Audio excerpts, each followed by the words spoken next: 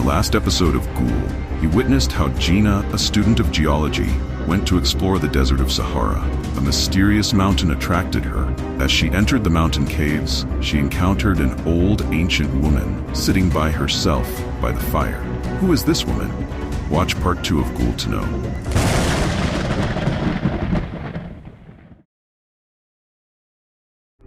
Gina was anxious to speak to this woman now, so she went closer to her. Upon asking, what is this woman doing alone deep in the cave, she replied that she's looking for her son. Gina was puzzled by this statement, and she wanted to know more, hence asked, "Where is your son, and when did he come here?" The woman's reply was not a satisfying one. She said, "A few years ago, and I am sitting here to rescue him."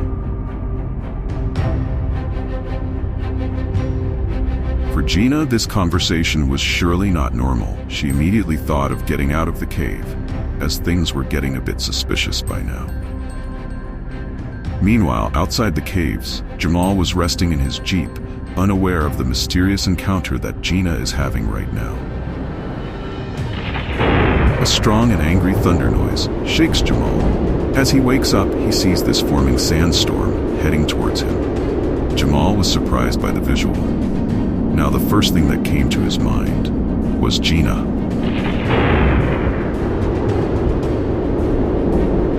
So he came out of the jeep to go and get Gina, but the sandstorm was growing too fast. Jamal had no time to reach to the caves.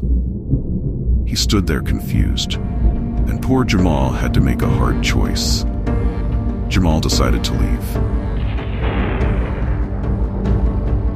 One last time, Jamal looked at the cave hoping that Gina would appear, but the desert was turning into a battlefield. Jamal had to run. As Jamal raced his jeep, the storm starts taking a very sinister shape.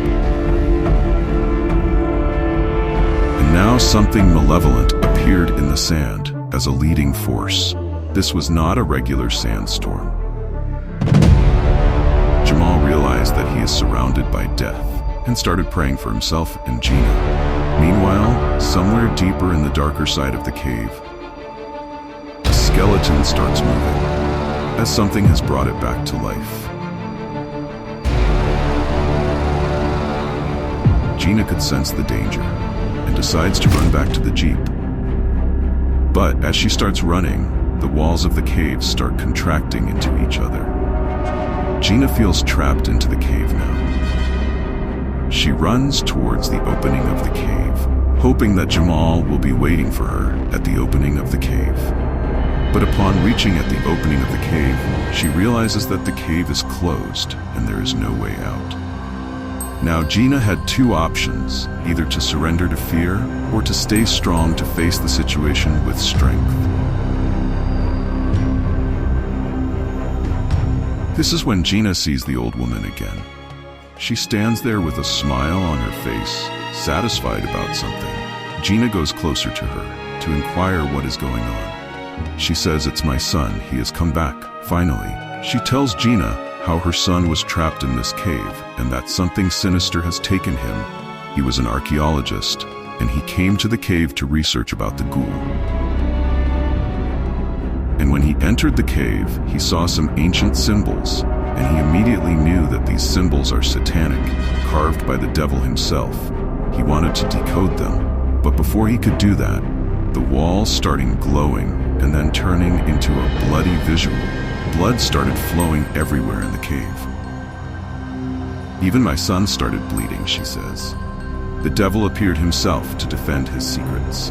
A fire started around him, wrapping him into its flames. His face was transforming to other people's faces that have been trapped in the cave by the devil, and eventually turning him into a burning figure himself. The woman tells Gina that she wanted to give her soul to her son, but as she is old, there was no point in giving him an old soul. But now that you are here, my son will be embracing your soul and come back to life.